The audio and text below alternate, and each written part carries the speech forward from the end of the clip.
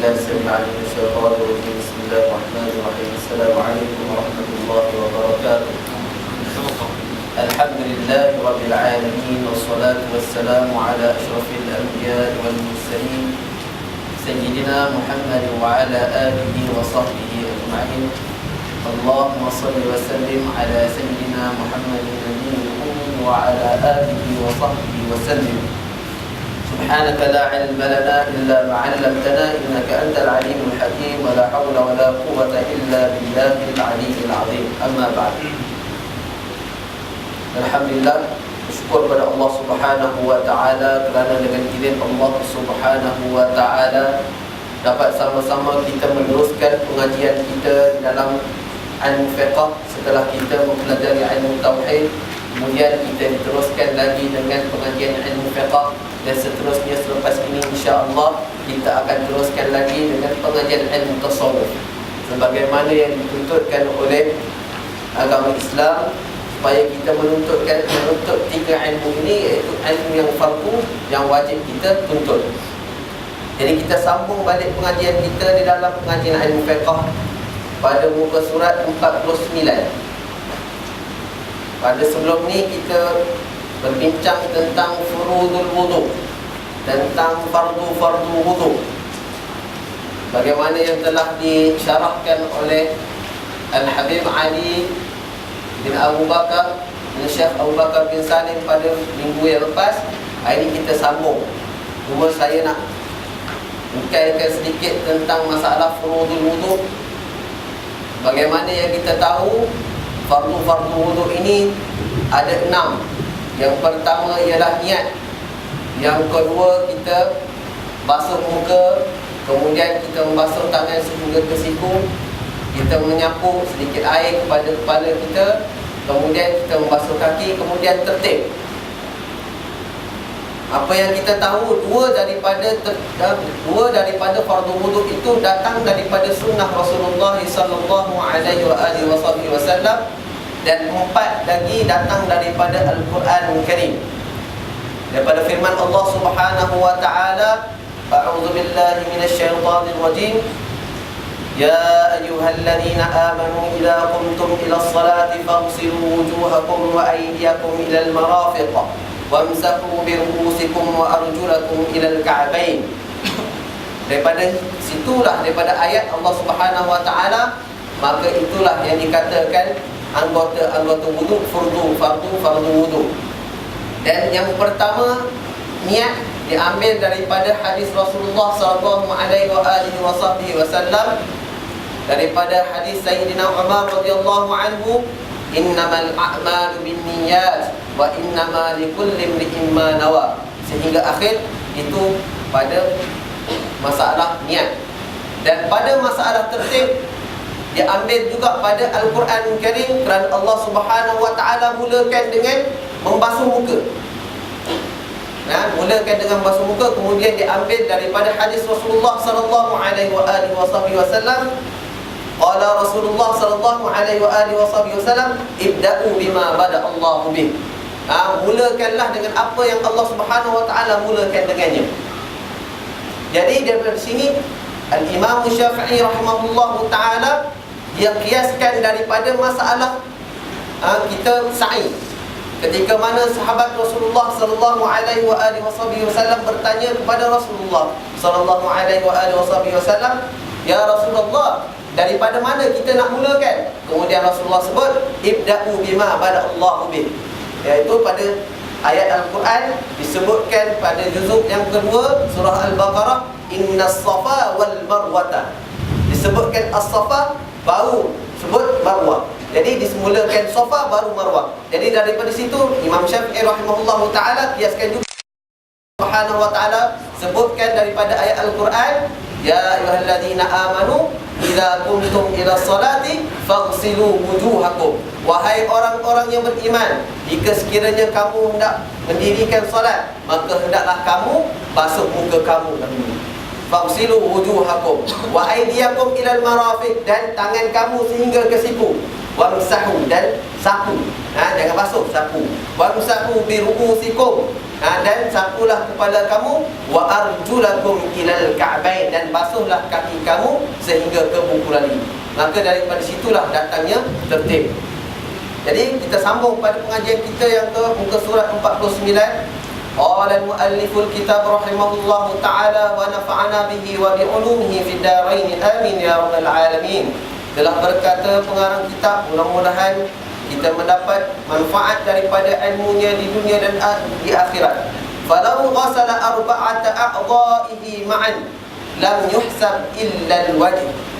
Jikalau seseorang membasuh 4 anggota, 4 organ, orang Indonesia kata organ, tapi kita sebut anggota. Anggota wuduknya secara bersamaan, maka tidaklah dianggap kecuali membasuh wajah sahaja. Jadi orang yang mana ketika dia nak berwuduk, dia basuh sekaligus semua. Basuh muka, tangan, empat anggota wuduk yang wajib dia basuh sekali, tak dikira. Dia mesti basuh muka juga dulu. Tapi kalau sekiranya dia basuh sekali, maka yang dikira hanya muka dia, tak dikira yang lain. Jadi sebab itu dimasukkan tertib, mesti basuh muka. Melainkan pada masalah orang yang mana terjun ke dalam air, orang yang mandi. Dia kata dia masuk, dia niat dia ambil wuduk, dia terjun dalam air, maka dikira. Tak dikira tertib pada masalah itu. Cuma kalau sekiranya dia nak ambil wuduk secara basuh, satu-satu dia mesti mulakan daripada muka dulu. Dia tak boleh sekaligus terus muka, tangan, kepala, kaki, tak boleh, mesti satu-satu. Wala yasqutu at-tartibu ka baqiyatil furudi wasyuruti linisyanin aw ikrahin li'annaha min babi khitabil wad'i, afada dhalika Ibn Hajar fi Tuhfatul Muhtaj. Dan tertib tata cara berwuduk tidak gugur seperti halnya semua fardu-fardu yang lain. Jadi tertib tidak terhilang, tidak terbuang macam tu saja. Dia dikira seperti fardu-fardu yang lain. Fardu-fardu lain kita tidak boleh buang macam tu juga. Jadi pada masalah itu tertib mesti ada. Mesti ada tertib. Seperti halnya semua fardu-fardu yang lain.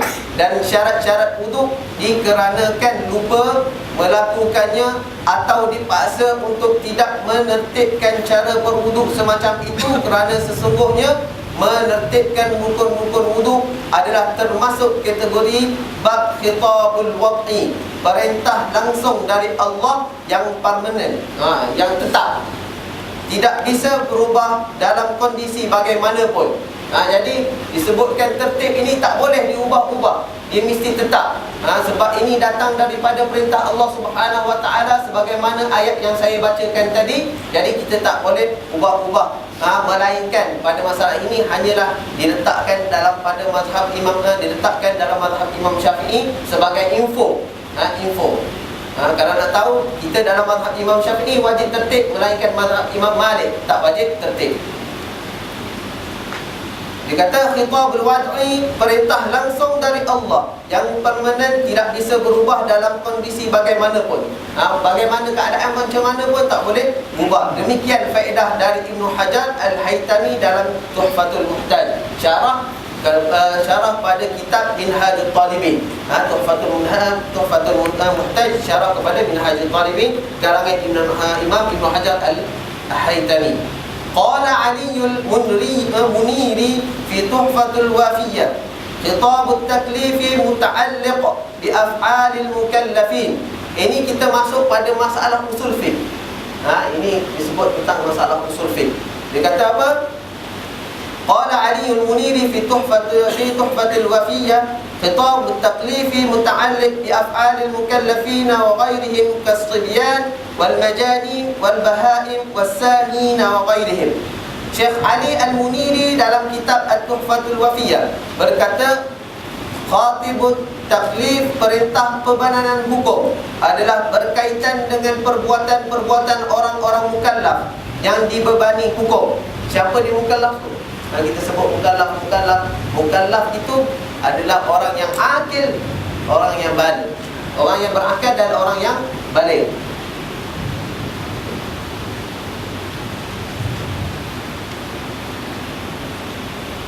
yang dibebani hukum, dan selain mereka juga seperti anak-anak kecil, sibyan, dan orang-orang gila, orang majanin, serta binatang-binatang dan orang-orang yang lupa dan lain-lain. Jadi mereka ini tidak dikatakan orang mukallaf. Budak-budak kecil, orang gila, binatang-binatang tak dikatakan sebagai mukallaf. Yang mukallaf itu orang yang bila berakal dan orang yang sampai pada umur dia, orang yang baligh. Kita perlu tahu baligh itu macam mana bagi orang lelaki. Orang lelaki kalau sekiranya dia ihtilam, dia bermimpi, keluarnya air mani, maka itu dikatakan orang itu dikatakan baligh. Bila sampai umur dia 15 tahun. Kalau sekiranya tidak mimpi sampai umur dia 15 tahun, tahdidi 15 tahun, tahdidi qamariyah, bukannya syamsiyah, bukannya milad, bukan ikut tarikh miladi 2013, tak. Dia ikut 1433 Hijrah, dia ikut Hijri. Kalau sekiranya umur dia sampai 15 tahun mengikut tahun Hijri, maka itu dikirakan baligh. Tahdidi iaitu tepat, bukan takribi, hampir-hampir. Kalau sekiranya orang itu ihtilam, keluar mani, kalau pada umur dia 9 tahun, 9 tahun takribi, ataupun orang perempuan yang haid, mula start dia haid, dia dekat-dekat umur dia 8 tahun 11 bulan 16 hari. 8 tahun 11 bulan 16 hari. Dah dekat-dekat dah, nak sampai dah dekat-dekat sangat dengan umur dia 9 tahun. Maka dikira dia sebagai haid, dikira sebagai baligh. Kalau 15 tahun, tetap 15 tahun dikira tahdidi. Kalau sekiranya 9 tahun belum keluar lagi haid, 10 tahun, 11 tahun, 12 tahun, 13 tahun, 14 tahun sampai 15 tahun, 15 tahun tepat 15 tahun tahdidi, 15 tahun tepat dikira baligh. Maka wajib semua khitab taklif, setiap khitab perintah Allah Subhanahu wa taala yang berkaitan dengan hukum, maka terjalan pada dia. Wajib dia buat. Kalau sekiranya dia tinggal, maka berdosa besar. ولا يشترط فيهم علم المكلف الصلاة على من صلى بنجاسة ولم يعلمها أو صلى محدثا يظن الطهارة. Dan tidak disyaratkan pada mereka yang tersebut itu ilmu mukallaf, pengetahuan orang mukallaf. Dan kerana hal inilah diwajibkan mengulangkan solat atas orang yang telah melaksanakan solat dengan membawa, disebutkan pada atas tadi disebut wasahin, orang yang lupa. Maka di sini disebutkan, disyarahkan pada masalah orang yang lupa dan orang yang tidak tahu. Dan tidak disyaratkan pada mereka yang tersebut itu ilmu mukallaf, pengetahuan orang yang mukallaf. Dan kerana hal inilah diwajibkan mengulang solat atas orang yang telah melaksanakan solat dengan membawa, iaitu terkena najis, sementara ia tidak mengetahui najis itu di saat solat, atau seseorang melakukan solat dalam keadaan berhadas yang menyangka bahawa dirinya masih dalam keadaan suci. Jadi pada masalah ini, pada masalah orang yang mana lupa, orang yang lupa ketika mana dia nak solat, waktu dia tengah solat, dia sangka bahawasanya dia dalam keadaan berhadas, sehinggalah selepas solat barulah dia ingat bahawasanya dia tidak mengangkat hadas kecil. Dia lupa berwuduk, dia sangka bahawasanya dia dah berwuduk, maka wajib dia ulang, wajib dia solat semula. Ataupun seseorang yang mana ketika mana dia solat, dia memakai baju semalam yang terkena najis, dia lupa, dia tak ingat baju tu terkena najis. Dia pun pergi, dah rasa tenang hati dia pun pergi, dia kata saya nak pergi ke rumah ustaz, ada seorang ustaz tu baca sedap. Dia kata dan dia solat jemaah. Solat jemaah dia dengar ustaz baca sedap. Dia nak pergi solat jemaah pakai baju semalam. Baju semalam tu terkena najis, anak dia pakai pampers, tembus kena kat baju dia. Dia terlupa. Dia pun datang ke masjid, dia sedar dia solat. Balik rumah, la ilaha illallah, baju ni semalam kena najis. Lupa pula. Kena solat tak kena solat? Kena, wajib dia i'adah solat dia. Kena solat semula. Sebab kalau sekiranya dia tak ulang, dia berdosa. Sebab dia solat dalam keadaan tidak sah. Kalau sekiranya dia tak ingat, tak ingat sampai bila-bila, maka tidak dikira tak mengapa. Sebab Rasulullah SAW sebut orang yang diangkat panelnya bagi orang yang mana lupa. Antaranya orang yang lupa, orang yang tidur sehingga bangun. Itu di antaranya. Maka orang yang lupa, kalau sekiranya dia lupa, tidak mengapa, jangan buat-buat lupa. Lupa tak apa, jangan buat-buat lupa. Kemudian wa huwa ja'alu syai' sababan aw syartan aw mani'an fan najasatu min qabili ma ju'ila mani'an min ijza'is salati famani'iyyatun najasati hukmun waqiyyun la syar'iyyun. Khitabut taklif disebut khitabut taklif daripada Allah Subhanahu wa taala. Setiap apa yang Allah Subhanahu wa taala perintahkan, bebankan seseorang manusia itu untuk melakukan sesuatu ibadat itu, dia kata ialah mana setiap ayat Al-Quran. Dia kata khitabut taklif ni adalah ayat Al-Quran yang berkaitan dengan perintah Allah Subhanahu wa taala. Ialah menjadikan sesuatu sebagai sebab. Ada sebahagian daripada kitab Allah dia jadi sebab atau sebagai syarat. Daripada kitab Allah Subhanahu wa taala, percakapan Allah, dia jadi yang pertama syarat ataupun sebab atau sebagai suatu penghalang. Daripada kitab Allah Subhanahu wa taala itu jadi penegak, penghalang daripada diterima sesuatu perkara.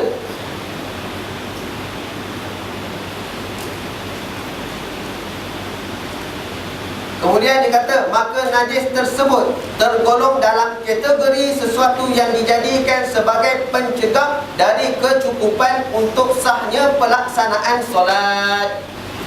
Dia kata apa najis itu? Sesuatu perkara yang mana menegah daripada sahnya solat. Itu takrif najis. Takrif najis sesuatu benda yang mana yang menegah daripada sahnya solat. Mana dijadikan kitab Allah Subhanahu wa taala yang berkaitan daripada masalah najis ini adalah pencegah, penegah daripada diterimanya satu ibadat.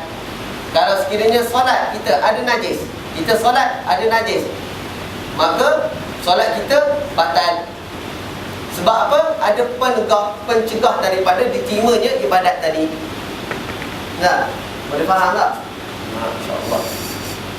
Dia kata sesuatu yang dijadikan sebagai pencegah dari kecukupan untuk sahnya pelaksanaan solat, maka najis pencegah itu merupakan hukum waqi, hukum yang mana ketetapan Allah yang berkaitan dengan perintah langsung, yang permanen, yang tetap, yang tak boleh berubah dah.